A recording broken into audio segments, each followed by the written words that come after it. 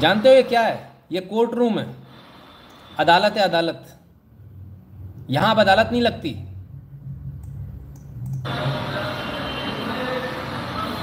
जानते हो क्यों?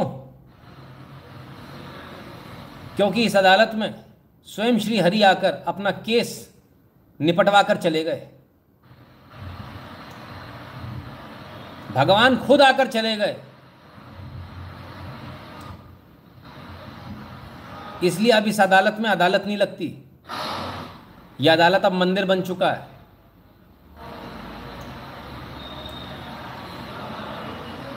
और आप अपने आप को जो पढ़ा लिखा समझते हो ना, ये डीजे है, डीजे का कोर्ट। क्या समझे?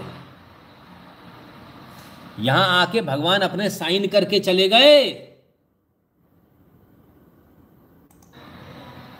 वासुदेव अपने साइन कर गए। ये तुम्हारे लिए ही साइन दिखा रहे हैं, किसी और के लिए नहीं। शासन प्रशासन सब ने मान लिया, हाई कोर्ट जस्टिस ने मान लिया, बोले हाँ ठीक है, इस जो कमरे को जो है भगवान का ही मंदिर बना दो। यहाँ भगवान पूजते हैं, ठीक है। आगार मालवा की अदालत है, जहाँ भगवान वैद्यनाथ महादेव स्वयं अदालत में उपस्थित होकर अपना केस लड़े और 3 घंटे तक न्यायाधीश से बहस करी। और बहस करने के बाद मुकदमा जीत गए। मुकदमा जीतने के बाद जब वो पता चला, अदालत में रोस्टर देखा, भाई कौन बहस कर गया, तो जो वकील साहब तो हैरान रह गए, बोले मैं तो आया ही नहीं हूँ, मैंने कब बहस करी, मैं तो मंदिर में था, मैं कब बहस कर गया।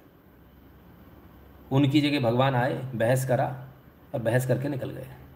और सारे लोग गवाही दे रहे, बोले ये तो मंदिर में थे, हम तो देख रहे थे, तो खुद डरे हुए थे कि आज केस है, आज क्या होगा। तब तक वो केस पूजा करके, केस के लिए पूजा कर रहे थे कि मैं निकलूं, बाहर जाऊंगा, उसके बाद बहस करूंगा, भगवान से आशीर्वाद ले लूं।